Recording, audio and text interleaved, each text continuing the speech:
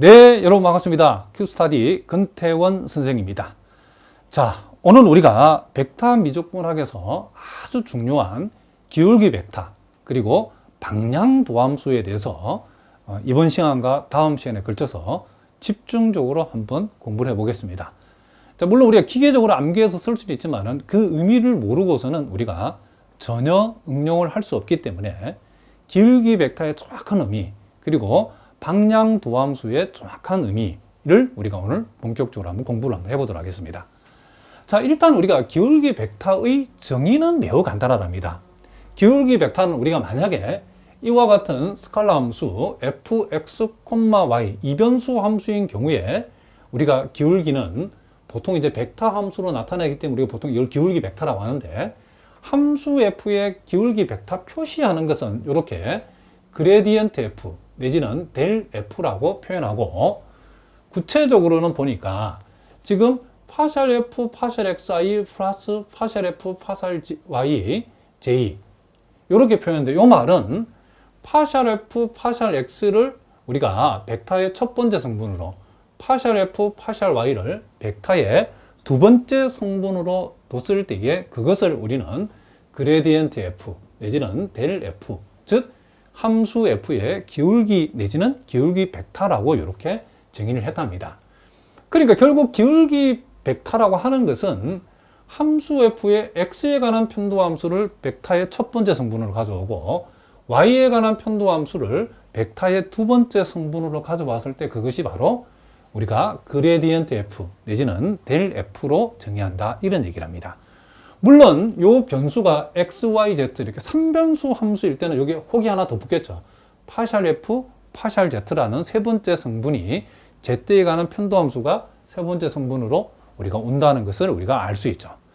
자, 그래서 일단 우리가 요 기울기 벡터가 기하학적으로 어떤 의미를 갖는지는 우리가 다음 시간에 공부하기로 하고, 자, 여기에서 우리가 이제 방향 도함수를 들어가기 전에 먼저 여러분들이 우리가 여기 사용한 이 x에 관한 편도함수와 이 y에 관한 편도함수를 좀 더 세밀하게 우리가 한번 분석적으로 한번 공부를 한번 해보도록 하겠습니다. 자, 우리가 앞에서 파셜 f, 파셜 x라는 것은 자, 요 네모 박스에 들어있는 것의 극한값으로 우리가 정의를 했죠. 자, 그러면 우리가 이 파셜 f, 파셜 x의 그 의미가 뭐냐라고 하면, 그것은 우리가 기하학적으로 봤을 때는 우리가 이와 같은 공면을 우리가 생각했을 때에 이 공면을 xy 평면에 수직이 되는 이런 평면으로 이 공면을 자르게 되면 이와 같은 뭐가 생긴다? 자, 요렇게 생겨먹은 교선이 생긴다는 것을 우리가 알 수 있다, 이런 얘기죠. 물론 여기서는 교선이 이렇게 생기겠죠. 만약에 이렇게 자르게 되면 교선이 이렇게 생기겠죠. 이와 같이 이렇게 잘랐을 때에 동원된 평면은 특징이 X축의 평행한 평면으로 잘라져, 그죠? 자, 그러니까 이 평면이 X축하고 요 X축하고 평행한 평면 X축과 이렇게 평행한 평면으로 이렇게 자르게 되면 교선들이 생겨나겠죠. 그와 같은 교선들에 우리가 한 점 P를 잡아서 접선을 그었을 때에 그 접선의 뭐다? 기울기가 바로 파셜 f, 파셜 x, 즉 x에 관한 편도 함수라는 것을 우리가 알고 있답니다. 그랬을 때 우리가 이와 같은 요 접선의 기울기, 즉 파셜 f, 파셜 x를 우리가 또 다르게 어떻게 얘기하냐면 함수 f의 벡터 i 방향으로의 변화율, 이렇게 표현했는데, 이게 무슨 말이냐면 여기서 i라는 것은 1, 0,0이죠. 즉 x축 상에 이렇게 존재하는 단위 벡터를 우리가 i 벡터로 표현했다는 거죠. 그러니까 우리가 공면을 자를 때의 동원한 평면이 x축과 평행하다는 말은 x축 방향이죠. 그 x축 방향을 우리는 x축 상의 한 단위 벡터를 i라고 하고, 그것을 우리가 i 방향이라고 한다는 거죠. 그래서 우리가 편도함수도 도함수인데 도함수의 다른 표현도 변화율이죠, 그죠? 변화율. 그래서 우리 이것을 함수 f의 벡터 i 방향의 변화율이다, 이렇게 한다는 거죠. 그리고 우리는 다른 표현은 또 함수 f의 벡터 i 방향의 방향 도함수라고도 우리가 표현한다는 거죠. 그러니까 우리가 이 편도함수는 우리가 조금 이따 공부할 방향 도함수의 요 편도함수는 아주 특수한 경우라는 것을 우리가 알 수 있다는 거죠. 그러니까 우리가 지금 여기에서는 I 방향으로의 방향 도함수인데, I 방향이라는 것은 우리가 곡면을 자를 때 사용한 이 XY 평면의 수직인 이 평면을 X축 방향과 X축과 평행, 즉 X축 방향의 평면으로 잘랐다는 거죠. 그리고 여기서 공부하는 우리가 Y에 관한 편도함수는 우리가 이 곡면을 자를 때 동원한 평면들이 Y축 방향의, 그쵸, 평면으로 우리가 잘라서 생기는 교선의 접선이라는 것을 우리가 알 수 있다는 거죠. 그럼 우리가 이렇게 한번 생각해 보자는 거죠. 우리가 자를 때 꼭 이 곡면을 자를 때 동원되는 평면이 X축 방향, 여기 표현하면 I 방향, 우리가 Y축 방향을 보통 J 방향이라는데, J가 0,1,0이면, 그쵸, 벡터 J 방향일 필요는 없죠, 그쵸. 이제는 X축 방향도 아니고 Y축 방향도 아니고, 만약에 X축하고 만약에 60도 각을 이루는 그런 벡터를 생각할 수도 있겠죠. 예를 들면 여러분들이 X축 방향과 60도 이루는 이런 벡터를 생각할 수 있겠죠. 이 방향, 우리가 요 방향으로 가는 평면으로 이 곡면을 뭐 할 수 있다? 자를 수도 있겠죠. 그러면 그렇게 되면 X축 방향도 아니고 Y축 방향도 아니죠. 그쵸? 그랬을 때는 만약에 이 방향으로, 우리 임의의 방향 우리 하나 잡았을 때 이 방향으로 나가는 이 방향의 단위 벡터를 U 벡터라고 했을 때는, 그때는 우리는 이 방향으로, 그쵸, 이 방향으로 향하는 평면으로 우리가 곡면을 잘라서 만약에 뭐 이런 식으로 교선이 생겨가지고 그 교선에 접선을 그었을 때 그 접선의 기울기는 우리가 함수 f의 벡터 I 방향이기 때는 U 방향으로의 방향 도함수다. 우리 뒤에 자세하게 나온답니다. 일단 여러분들 감을 먼저 잡자는 거죠. 그래서 일단 우리가 알고 있는 이 편도 함수라고 하는 것은 방향 도함수의 아주 특수한 경우로서 함수 f의 벡터 I 방향, 이 벡터 I는 X축 방향을 가리킵니다. 그리고 파샬 f, 파샬 y라는 것은 여기 표현대로 하자면 함수 f의 벡터 J 방향의 방향 도함수, 특수한 경우라는 거죠. 그러면 우리는 요 I 방향이라고 하는 것은 그 방향 자체를 나타내는 이 벡터가 X축하고 이루는 각이 0도인 경우죠. 그죠? J 벡터 방향이라는 것은 X축과 이루는 각이 몇 도인 경우? 90도인 경우죠.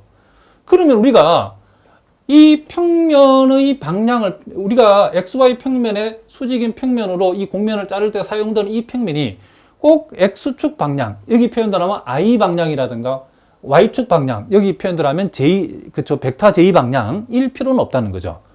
얼마든지 X축도 아니고 Y축도 아니고 우리가 X축, Y축 사이에 있는 어떤 방향으로 우리가 벡터를 생각할 수 있죠.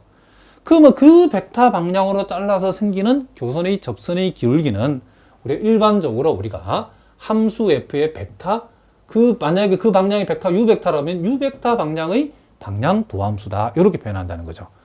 그 얘기는 뒤에 나온답니다.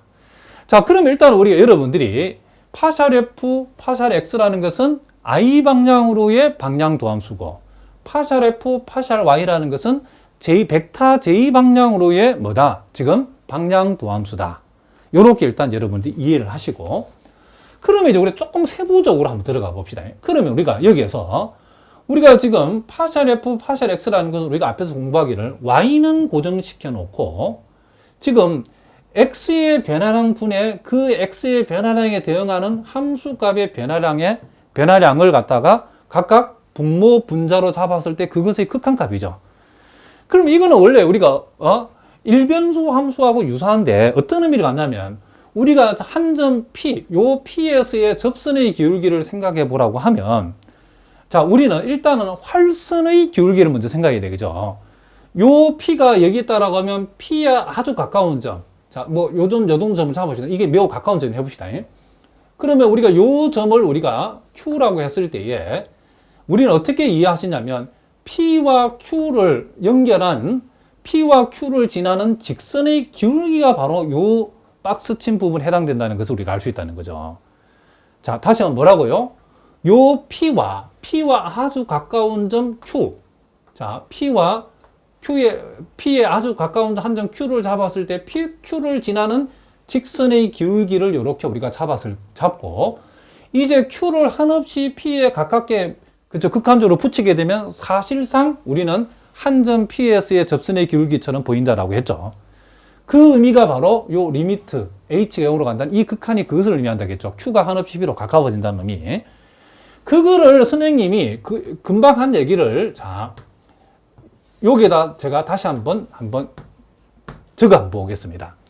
지금 우리는 여기에서, 자, 요 P를 요 XY 평면의 수선을 떨어뜨리고 Q의 XY 평면을 이렇게 수선을 내려왔을 때에, 자, 지금 요게 X축이고, 지금 요 선을 제가 묶어 보겠습니다. 자, 저 선이 지금, 자, 대충, 자, 이루어 왔던 선이 있고, 요 P를 바닥으로 떨어뜨렸을 때에 그 한 점 P에, 그렇죠. 이렇게 떨어진 점을 우리가 P-라고, Q를 이렇게, Q의 수순의 발을 떨어뜨린 점을 만약에 이렇게 편의상 우리가 Q-를 한번 해보자는 거죠.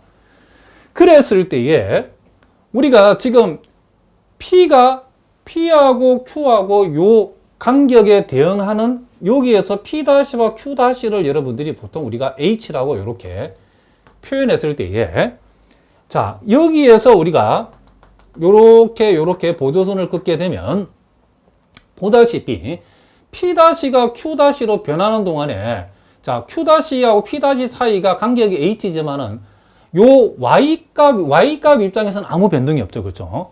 지금 요게 지금 Y축하고 수직인 선이기 때문에 요 P-하고 Q-의 변동은 Y값은 변동이 없다는 거죠. 그래서 Y값은 고정이 되어 있는 거죠. 그러면 요게 지금 요게 지금 뭐죠? X값의 변화량인데 이 X값의 변화량이 여기서 H에 해당되죠. 그죠? 요 P-Q의 간격만큼 X값이 변화가 되죠. 그죠? 무슨 말인지 아시겠죠?